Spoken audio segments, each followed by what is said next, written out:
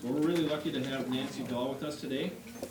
Nancy is a business executive, award-winning author and consultant on leadership and leading change. She has been recognized by 25 Women to Watch in Business from the Minneapolis-St. Paul Business Journal and is featured on the cover of the Minnesota Business honoring women who lead. She is the president and COO of 3 businesses that held an executive leadership role in 4 businesses. Now she serves with corporate nonprofit boards. She earned her undergraduate degree in Gustavus Adolphus and an MBA at the University of St. Thomas and was involved in an executive program at the University of Minnesota. She's been married for 30 years, a passionate outdoors person, and enjoys life's adventures with her husband Brian and their 2 boys, Eric and Jordan. Her presentation on Grounded, Leading Your Life with Intentions will provide information and guidelines inspiring and challenges that we all experience. Her book has won the gold medal in the annual Indie Award, and today she learned that it also is recognized as a distinguished favorite by the New York City Business Book the 2009 awards. She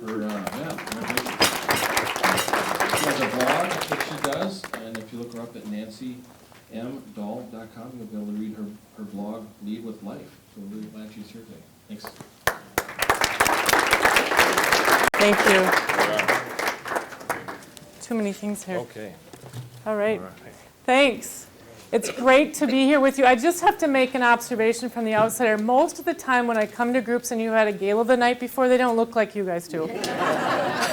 So you're all in your chairs, you're paying attention, the enthusiasm is here, and you can feel that can-do spirit that resonates, I know, with the organization. And I felt that as many of you talked to me about coming to your organization and finding a date that worked on both of our calendars. So I'm honored to be here with you and really excited to be part of the energy. You know, in many of my presentations, there's a section called the Guardians of No Progress, right? I didn't include that because I didn't think that would be an issue here.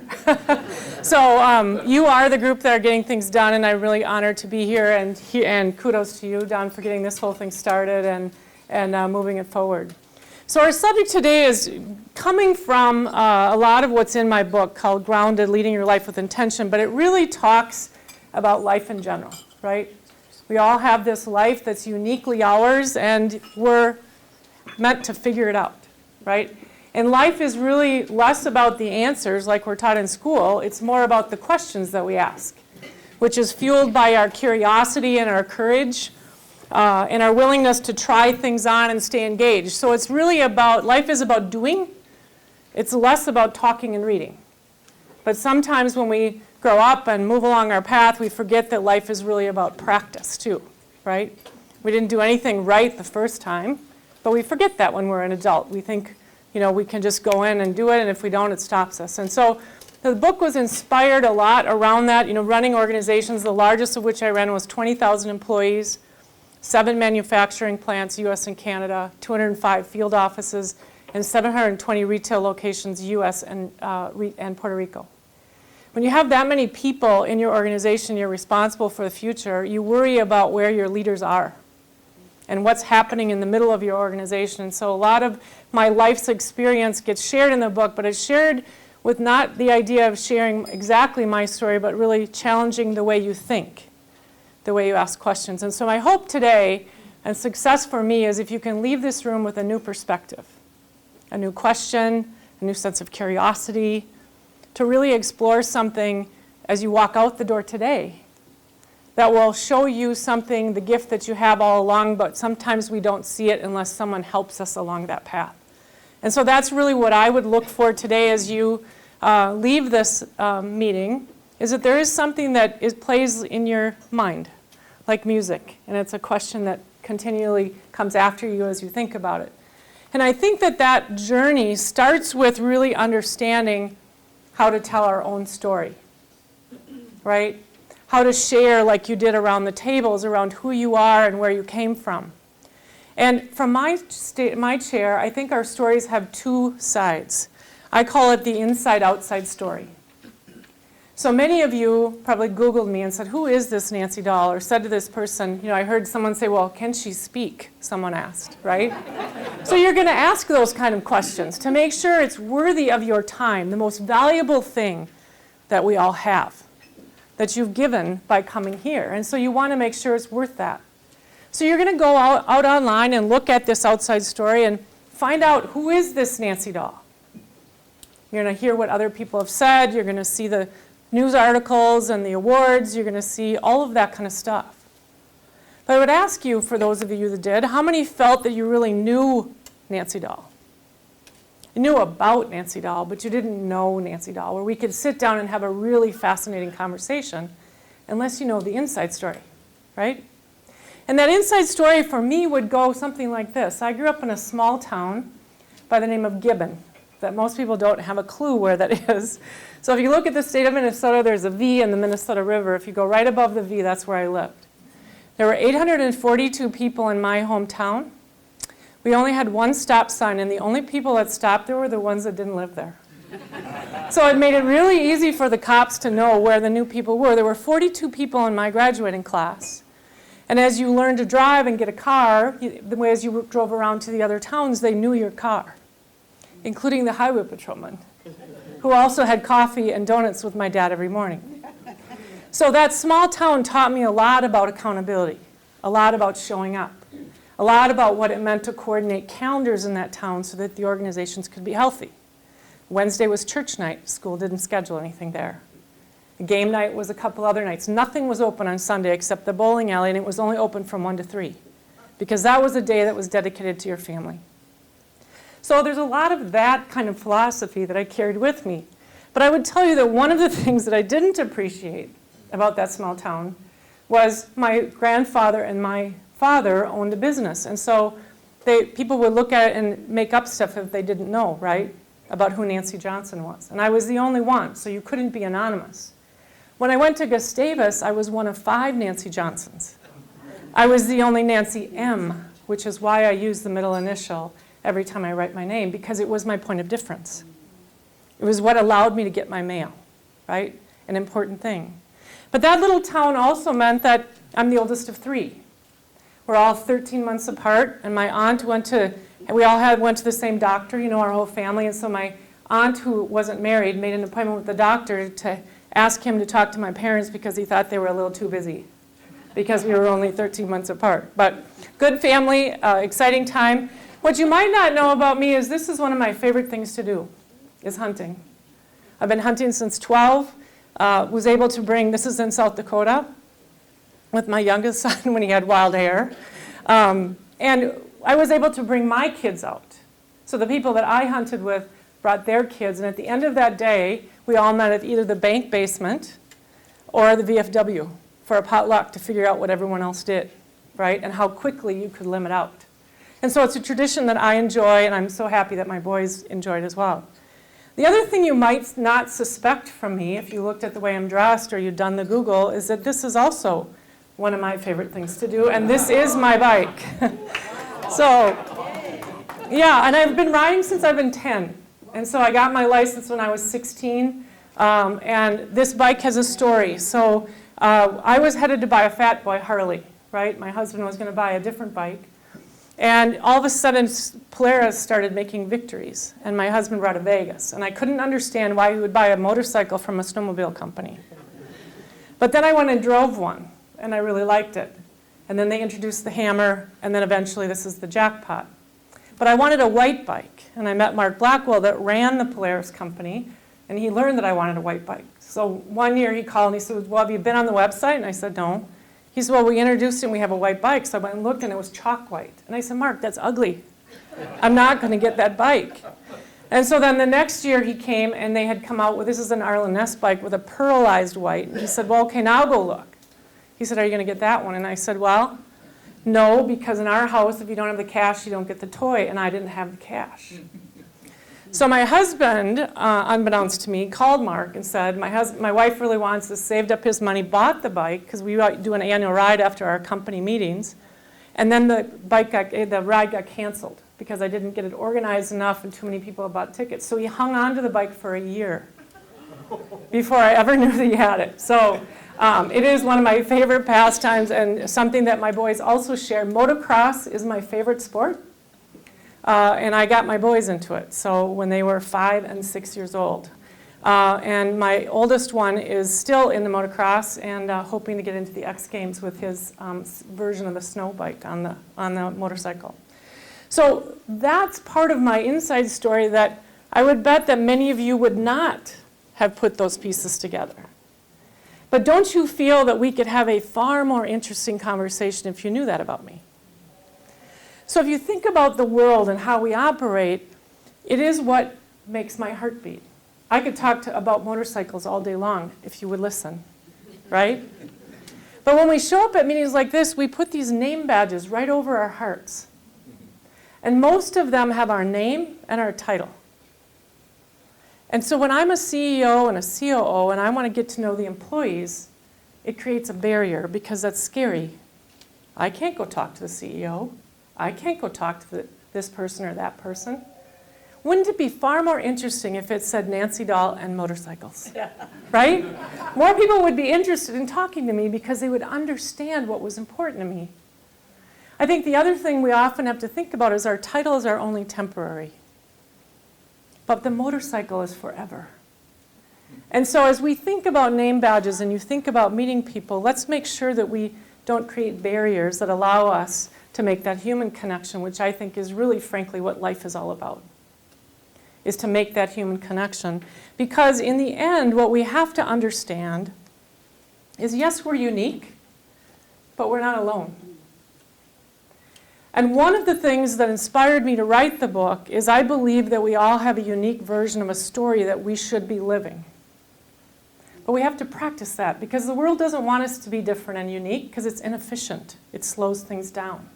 It's complicated. They would wish for us to join an organization and just do what needs to be done, almost like a slice of Wonder Bread. Well, I don't want to be Wonder Bread. I don't know about you. But I would like to be uniquely me and figure out how to do that every day and find the environments that allow me to give my best gift. And so that's what really fueled the fire to be able to write the book and to share the story. And fundamentally in the book is this sense of we need to try things on and really see what that feels like. We can talk to someone about a job they have and say, well, tell me about that job and learn a bit about it, right? But you don't really know until you get into it.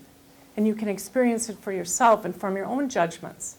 That's when you get to say, well, I like this and I like that, but I don't, not so much about that, right?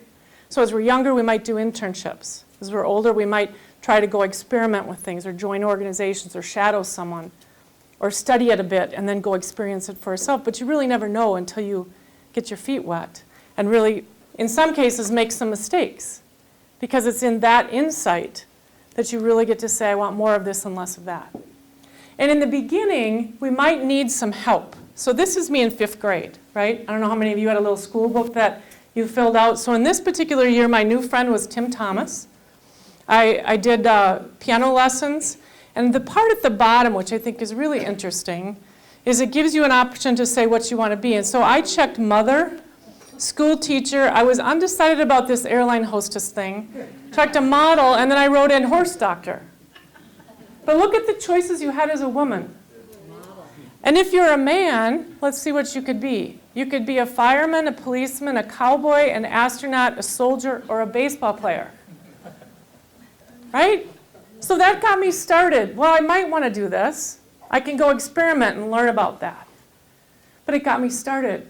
What's important is to remember that the boxes aren't all the choices. It's about learning to write outside the line, but use it as a place to start. But I think the other thing that we need to acknowledge, particularly today, is the world we live in.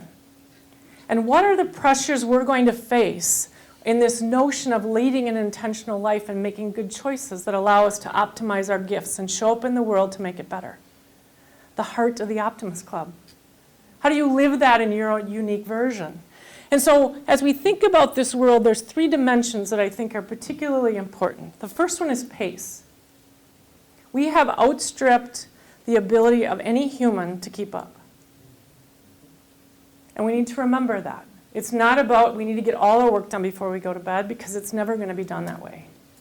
So let's accept the face that the pace is stronger than any of us can do it. And the skills that have gotten us this far, even as successful as each of us have been, are not enough to get us to our future opportunity. And lastly, this pace and this hurry and scurry and do that. We fight for context, right? Is it real news? Is it fake news? Do I have all the facts or don't I? And so this notion of when do I make a decision and when do I have enough information? And so one of the fundamental things that we need to remember is that it's our job to find a place in the world that's safe for us to be healthy. Our self-care is something that we give ourselves. It's not something that someone else gives you. And it's up to us to make sure that we understand that. And I think if we think about that for a minute, we also have choices to make in this area of intention. So if we think about time on one axis and rate of change on the other, you and I could choose to run a marathon and start today. We could do some training. So we talked at our table who was at mile 22 and who was mile 44 in the Twin Cities Marathon. Well, if we could choose to do that and today put ourselves on a training path and improve our ability to do it so that next year when that race came about, we actually could do it, right? But if you think about the complexity that we face, we've crossed over that line of our ability to adapt, and so now it's outpacing our ability to keep up. Now, as a point of reference, those of us, most of us in this room, grew up in a place where your household either had World Book or Britannica, right? Encyclopedia, remember those? And you were a really smart household if you had one, right? I remember when we got ours. I felt, oh my gosh, all the answers are here.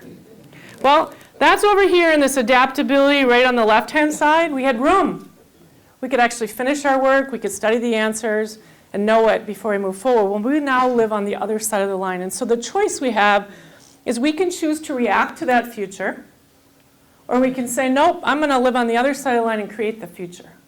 I'm going to anticipate the ricochet like Wayne Gretzky does, of where is it going and what do I need to be prepared for. And the difference from my standpoint is on the left-hand side of the line, you're choosing to lead because you're creating something.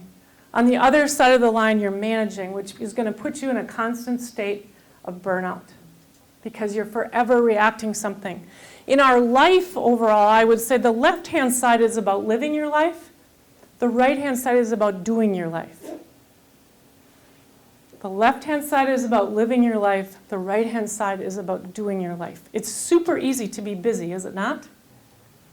And so if you use the context of the world, the fact that we have a unique story to be told and it's up to us to practice it and live it out loud, this notion of intention has never been more important than it is today. It isn't going to happen by accident. I frankly think that our lives individually are more important to leave it. I don't want to leave it to chance. Why should I leave it for someone else to decide what I should be doing? Because I'm going to live their version of my life, which means I never get to live it the way I need to live it to optimize it for myself. My dad wanted me to be a lawyer. I didn't want to be a lawyer. He was angry. He thought it was the perfect thing, and I said, nope, I'm going to go this other place. So learning to be intentional and stand with courage about what's important to you is a critical skill that we all have to learn and be reminded. Because when you get in the turmoil of the world, it's easy to give up and just go with the flow because you perceive someone else as smarter, right?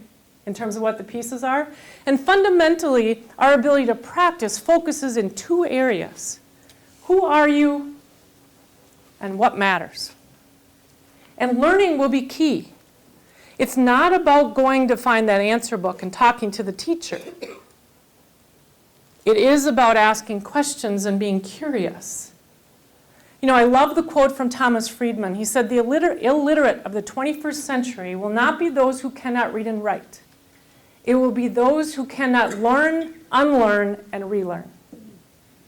So our ability to be curious and feed each other's curiosity and say, tell me more about that, and what did you mean when you got there? We talked a bit about your book and the curiosity about where you came from.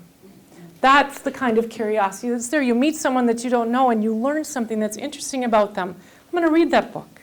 It's going to help me get new perspective on what it means to be in that part of the country. What was the journey that you carried, right? As we share our individual stories, we get new insight about how we think about the world. But the other part, which is where I see a lot of people stop, is this notion that you have to get dirty, particularly if you're a leader.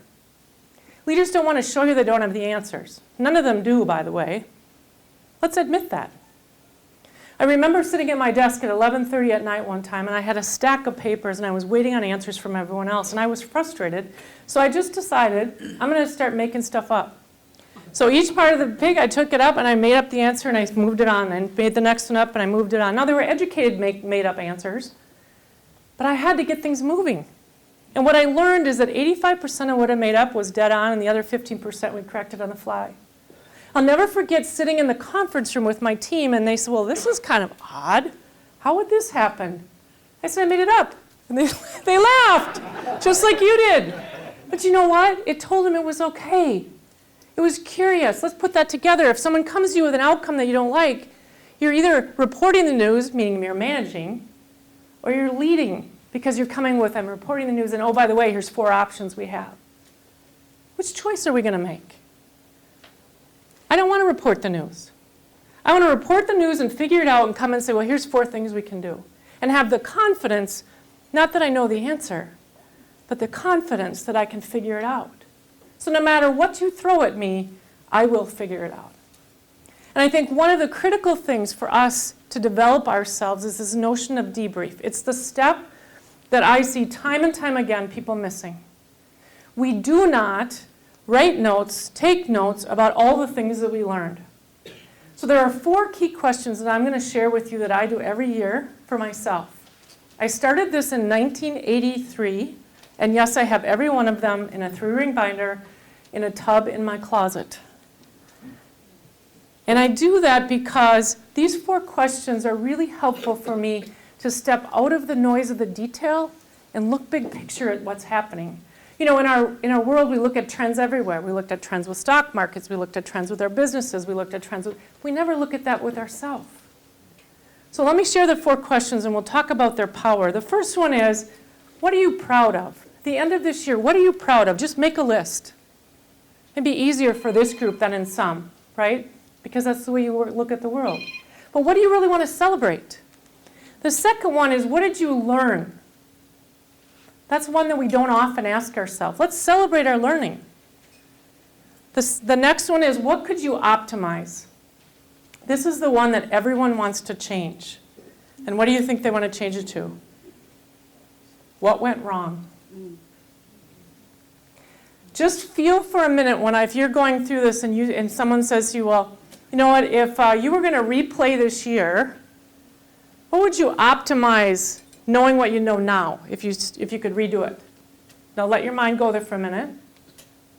Okay? Now if I came to you and I said, well, let's replay this year. Tell me what went wrong. Do you feel how your brain goes in a different place? What you're really doing is running the same rut over again. You're commemorating it to memory, all the things that didn't go so well. So the next time it shows up, you're going to go, oh, crap, here it comes. I screwed it up last time. Instead of reimagining what you could have done and optimizing, so next time it shows up, you're like, come on over here, I got this figured out. So it's a bit of a practice for your brain. And this last question we all learned in school. What do you need next, right? Do you remember the school list of supplies that you would get, and you'd go out with your mom usually and buy them, and then you'd bring them to school and put them in your locker? And at the end of the year, you'd empty your locker and take them home? Very rarely did you take that same bag back, right, and put it in your locker the next year. But in life, we never empty our locker. So we've all met people that carry all this stuff just in case.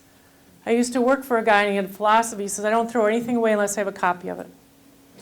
So he never threw anything away, right? Because he felt like he needed to carry it with me. Oh my gosh, I don't want to do that. So if I say to you, I'm going to go over here now, well, what of this do I need to take with me? Well, I need these 2 things. That's all I'm taking. And if I need something else, I'll come back for it. These 4 questions have been life-changing for me because it allowed me to do my own performance review. I actually started doing this because my boss, I thought, did a really crappy job of reviews. He didn't spend the time. It was a check the box. I didn't think he did a lot of critical thinking. He usually looked at my performance in the last 6 weeks instead of the whole year. And I thought, you know what? I want better feedback. And so this is what I started to do. And then I used it when I became a leader with my team. So we would finish, some big project where, you were working and working and working, and you'd bring everyone together. And this is where you get to bring everyone along, right? Those people that say, well, that was a really dumb idea anyway, I wish we hadn't done it.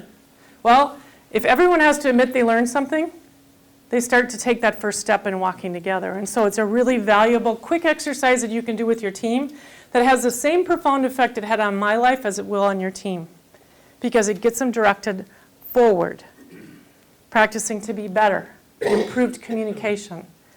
But you need to be careful as you go through this, because you're going to collect feedback from people. And I think this picture illustrates it really well. Both these dogs went in the mud, right? But the one on the left about drowned and the one on the right had the time of his life. Well, if I go to that little dog and say, well, how was your day today? What do you think I'm going to hear compared to the other guy? So understanding the perspective of the persons that you're talking to is important before you take their feedback as fact, right? Multiple points of feedback on the same thing are important. Similar to these two lacrosse players who are playing the same position and they're the same age. The one on the left in the dark blue is my son, Eric Dahl. He's 6'8", played football Division I at 330 pounds. And when I saw this, I laughed, just as you did, and said, where is the coach? He played against this little guy the entire game. They never switched it up. It all made it happen. But that's the only part of the story that I wanted to tell you. Eric's coach was a guy by the name of Matt Dean. They called him Dino. He was a sophomore in college. So you can imagine, Eric was 2 feet, 10 and a half when he was born. He's never been small, right? He doesn't like shopping because nothing ever fits him. You know, it's that kind of a thing. And so you have this big lumbering kid who's trying to get control of everything he's got going on, trying to compete with these little whippersnappers that can run really fast, feeling defeated. My boys had 48 coaches over the time of their little league and their high school and college. There was only one that was able to see the difference and help Eric understand what he was meant to do. He said, you're not competing with these little guys running around like that. He said, you are designed for something different. He drafted him for an elite tournament one year, came to him and said, Eric, I'm going to put you on this team. And he said, I'm going to tell you right up front, you aren't going to play very much. But when you play, this is what I want you to do. And so we went to the tournament. He didn't play very much. He did exactly what the coach asked him to do. He played the attack position, which for those of you who play lacrosse, it's the guy that circles around the goalie that keeps everybody from going in. Well, most people are not 6'8". So if you're running at a guy that's 6'8", it's a little intimidating, right? So he was able to do both things. One is stop things, but make sure that the scoring was happening in the right way. Instead of leaving that game feeling like, well, I didn't play very much, the coach might not like me very much, he walked away and said, I did exactly what the coach asked me to do. He knew the contribution he was making to the team. So it's important for us in the roles that we accept, that we could all have the same job title.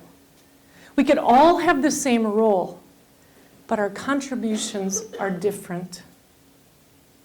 And the contribution. And if you sit in a leadership role, it's also up to us to help our people see how their contribution matters. This was a junior in high school. He started coaching with Matt when he was in probably 6th grade.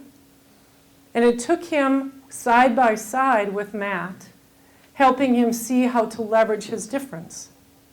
That's our role to each other, to be each other's coach, to let them practice doing it their way so that they get to show up and do that. We've all had someone like that in our life, haven't we?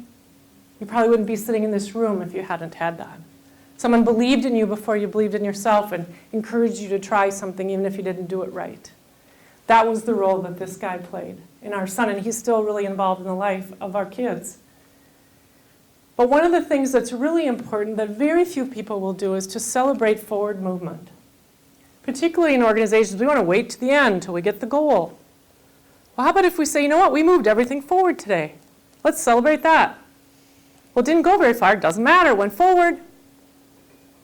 That's what we need to learn to celebrate because it gives us that break where we can say, oh, I did something. It's moving in the right direction. I'm excited about where we're going. And that movement then starts to then have clarity for us about where we're going and how we want to show up. And most importantly, it allows us to start asking questions about, what's your mission? What is your mission in life? And why does that matter to you? Too many of us get caught up in the conversation in our own head. I like to think about conversations in 5 different levels. The vision, right? Where am I going? The plan, how am I going to get there? The details, what am I going to do? The problems, what am I going to incur? And the drama, which is all the crap that happens if we didn't do a good job in the first 4. Right? And that's where the emotion sits. Most people want to spend their life in the darn details and the problems. They just can't get their thoughts in that bigger picture of what is my mission in life. I remember when I created my mission when I was 40. I said to myself, I thought, was this all there is in life? I've achieved all the objectives I had hoped to achieve. And then I went a step further and I said, well, what do I want to accomplish under this mission? And so I'm kind of a goal-oriented person, so I decided that 85 would be my end date. And my friend says to me, that's ridiculous. And I said, I know I can't decide that, but let's just start with 85. And she was pushing me and pushing. I said, okay, 92 is my stretch goal. But it allowed me to add dimension, right? About how long did I have to try to achieve what it was I wanted to achieve? And more importantly, what was that overall mission? So that when I got caught up in the details, I could take a step back and say, let me just take a step back and see what my overall vision is. And then I can get to my plan before I get to the details. So that we don't get stuck in that details, problems, and drama. Have we met people in our lives that that's where they live? Right? Have we all got at least one friend? Maybe 2 that live there? I think it's an important thing to be able to do. And so I share my 2 missions. So I write about this in the book, but my personal mission has 3 ingredients to it, which is to promote relevance and high performance today towards a future goal. So the 3 ingredients are relevance, right? Why am I doing what I'm doing? High performance, I don't want to be average. And where the heck am I going? If I have a bad day, one of those 3 things isn't in my day. And so it's been really easy for me to say, oh, I understand now where I need to go focus because I didn't have clarity. When our youngest son left school and went to college, I had a girlfriend and she'd been to 3 funerals and driven lots of miles. And so they had done this little exercise about sort of their bucket list, if you will. Put it on a Post-it note, I want to do this. So if it was both of you, it was there. If one of you want to do it, your initial one in, then you made your piles of stuff. So I decided that would be a great exercise, but I knew my husband wouldn't do it unless I had him captured, right? So he was driving. So I get in with my little Post-it notes and my paper, and he has no idea what we're in for. And we start this conversation of what it is we want to try to do, and then I ask the question, I said, what do we want to be known for? What do we want people to say about us? Where the first one took me 9 attempts in 5 months, this one came in 30 minutes. We wanted to create experiences that build lifelong relationships and storytelling for generations to come.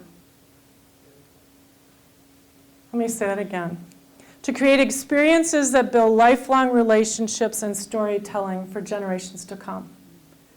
We believe that life is about our human relationships. That happens when we have experiences together. And when you bring people together and they have an experience, you always have a story to tell. And don't we all want to tell a good story? So we wish to be the ones that created the experience that allowed that to happen. And it's really been a good guidepost for us because we can always come back and say, how are we doing against our goal? Or if we're planning something, it allows us to ask another question. So as you think about your life, the other thing I want you to think about is you live a full life. It's easy to compartmentalize your life. Here's my work, and here's my personal, and here's this, and here's that. It's an integrated life. I don't like the word balance because I don't think it's possible, and I think we should stop using it. Today I might be all in work, tomorrow I'm going to be all in fun, the next day I'm going to be all in something, but over the course of the year, was I able to spend my time in the places that matter to me? And more specifically, as you think about that, what is in your recipe? Because if you compared recipes to the people next to you, they're going to be different. Not everyone in this room, you already know hunting and motorcycles are going to be in my recipe. There is no taking those out. right? But not everyone's going to have motorcycles and hunting in their recipe. You're going to have something else. But it's about being committed to keeping it in the recipe so that what I call the 5 circles of life are in balance. And so this was another exercise if you want to have a fun one to think about. Take these 5 circles, work, play, relationships, learning, and spirituality or mindfulness. Draw them in the size that they represent in your life today. What's your biggest circle? What's the next one? And then overlap them as they relate to each other. Then say to yourself, well, what would it look like with the way I want to live my life? And redraw them. When I did this the very first time, my learning circle was so tiny, I could barely see it. Because I was in a job, I was really good at it, people counted me to do it, but it was boring to me. It wasn't challenging to me, I wasn't moving myself forward, and I was really unhappy. When I got a sense of what this looked like for me, it made a huge difference. And the 2 notes I left on the bottom, for me, my foundation is my physical and financial well-being. If either of those are too out of whack, it doesn't matter what I do with the other 5 circles, because I don't have a strong foundation. So that's how I think about it. I don't know what's in your foundation. That's what's in mine. But this little circle exercise, try it. It sounds really simple. Not simple. And make it part of your discussion. Tease it out for yourself. What is it you think you want to try to make happen? In the end, as you get a vision of what it is you want to do and what your goals are, the most valuable thing, which is where we started this conversation, is in this notion of what goes on your calendar first. On my calendar, the very first thing that goes on is family time. When am I spending time at the lake? When am I spending time on vacations? When am I spending time? And then everything else gets managed around that. It's amazing how many things you can move.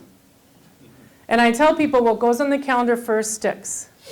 So if I've already got something on the calendar, I've committed that I'm coming. If someone else comes after you, they got to wait or move their date. I can't come. How you manage your calendar will allow you to stay focused, will allow you to build momentum, will allow you to make sure that you have the priorities that you want to live, that you're actually walking the talk. And then it is this notion of what's for sale. Where are our boundaries? It's the one that I think particularly today we lose sight of. What are you willing to, if I said to you, well, can you do this for me? Yep. Well, can you do that for me? Yep. Can I do that for you? Nope. Where's the boundary? What are you willing to put up for sale and what simply is not for sale?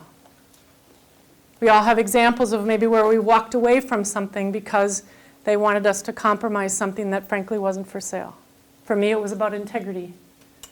It was about dishonesty. Those things are not for sale. I will quit my job if that's what you want me to do. If you aren't walking your talk and I no longer can support the value of that, I'm not going to sit here and talk negatively about what's happening. I'm just going to leave. So the stronger that we are about where our boundaries are, the better able we are to show up fully and illustrate for everyone else what's happening. Because in life, we're all going to have a plan, right? We're going to leave, well, that's my plan. I'm going to go from here to here. And this notion of intention, the place I get challenged often is, well, how can you decide everything? I don't.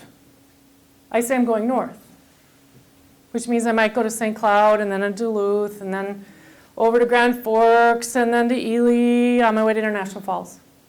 I'm still going north. I'm still moving forward. So it's this notion of what is the plan, but as we all know, I can control where I want to go intentionally.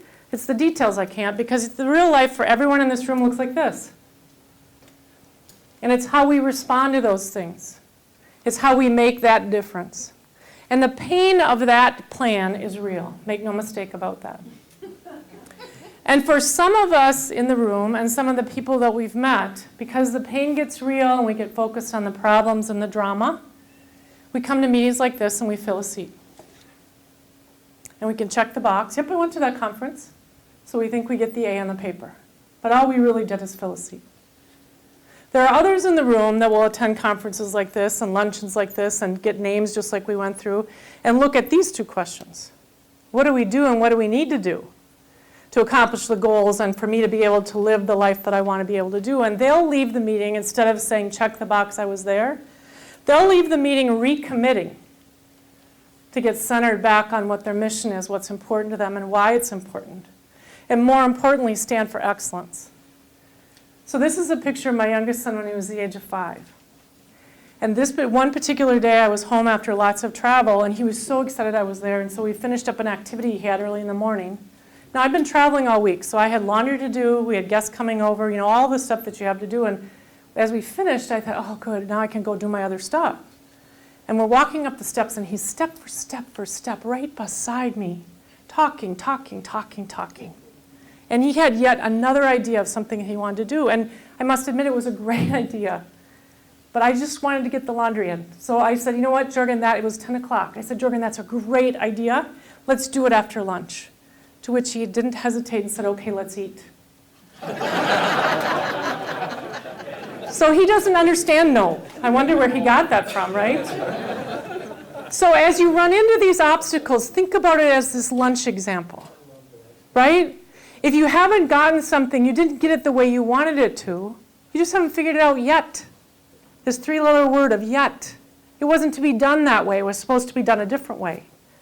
But stand for excellence in what you do so when people show up, when you show up, they know what they're getting themselves into. And I would leave you with one last final story, that in the heart of all of our lives, remember this, the heartbeat, should be no surprise that one of the other things that makes my heartbeat is snowmobiling. Right? Some of you who have read the book know exactly where I'm going, but one of my dreams was to go out west and snowmobile. I snowmobiled in the Midwest, but I thought, oh, wouldn't it be cool to be in the mountains? And I had gone to a place where I thought, I've had kids now that probably pass me. I can't do that. And lo and behold, my husband comes home one day and says to me, Ron's invited me to go snowmobiling, and he's invited you too. And I was out of my skin. Are you kidding? So it was Ron and 2 other buddies who were motocross racers, all Class A, which is as good as you can get under pro. And then my husband and I, we were the similar riders. So, of course, I go on the website, figure out what we're doing. We get to rent Polaris, which is super because that's what we ride. And they had, of course, an 800, a 600, and so on. So I said to my husband, what do you want? He goes, well, I'll just have the 600. I'm like, what? And so that's all I wanted. Well, I got the 800 because I knew that horsepower would be my friend if I got in trouble. So we get out there, and I'm so jazzed about it, right? I get up early, have my coffee, everything is perfect. And then that little voice starts in my head. What are you thinking? You don't ride like these guys ride. You're going to screw it up. They're going to have to wait for you. Can you hear it? Right? So we walk down, get to Big Mike and get our snowmobiles and start out on our course. And so I decided, I'm just going to cool it. I'm just going to follow these guys and know what they're doing, and I'll be fine. Well, 30 minutes in, this was me. I followed right behind a guy who went over what looked like a meadow that was actually a creek, and when he hit the accelerator, the snow cornice fell, and I was too close to him, so I went into the creek. And I thought, oh, great. I can just hear it. Who brought their wife anyway? Right? Lucky for me, nothing broke. Taught me a really good lesson. I gave someone else permission to drive my bus. I was living his version of what it is and gave him all the credit and dismissed my potential. So from that day forward and that time forward, I rode my own path so that I could have more control of my destiny. And as we got later in, we got into the big bowls, the big blue sky and the big high mountains. And we were sitting in this bowl enjoying just a rest, and we were watching the snowmobiles go up and down, high marking, right? And Ron kept coming by, Nance, you got to come with us. And I'm like, no, I'm fine. Well, finally, he wore me down. And so I said, oh, okay, well, we'll go. So we start at the bottom of it and start to go up the bowl. What you can't see at the bottom is just exactly how steep this is. So about a third to half of the way up, you realize you have to stand up on the sled and put your shoulders to the accelerator or risk rolling your sled. So the cool news is I got there, right? Yes, I got to the top. And then you go, and you got to go down. So I'm the sled on the left. What you can't see right there is that I'm again on the top of a snow cornice. So remember what happened the last time someone hit an accelerator on a snow cornice? You can't see where you're going to drop, and you drop 3 stories. So you hit the accelerator and you go. So obviously I made it or I wouldn't be here. But the thing that you learned there is let's push ourselves. So I started this story by saying, do what brings you joy. Snowmobiling is going to be done until I can't squeeze the accelerator anymore. It is what brings me joy. There is no definition that someone says you can't do it, and I am not going to put that rule in that says you're past the time, Nancy. Because in the end, when you do that, you learn to fly. And so you get that courage and experimentation to see what you're really potential of, and it's a good reminder that we live a life designed by you for you. Don't leave it to chance for someone else to decide. I want to thank you for your time today.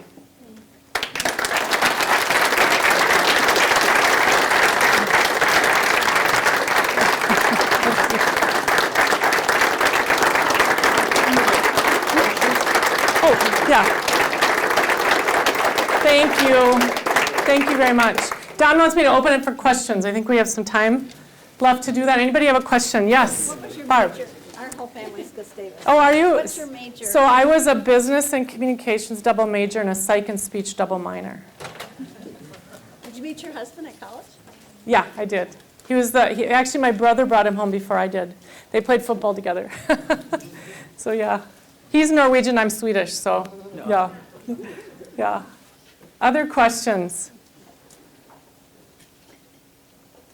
Well, good. If there's no questions, we've got a little gift here for you. Oh, well, thank you. First of all, the book.